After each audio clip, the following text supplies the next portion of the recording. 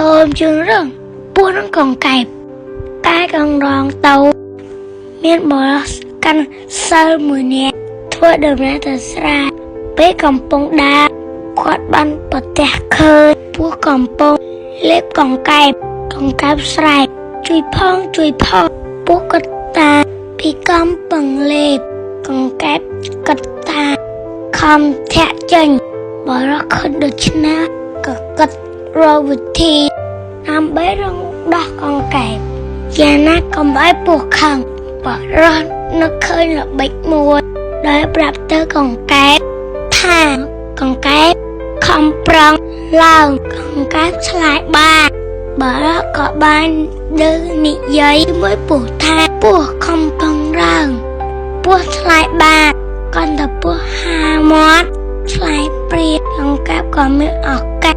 លោតចេញពីមាត់ពួកចូលក្នុងទឹកបាត់ទៅសូមអរគុណសុខភាពល្អ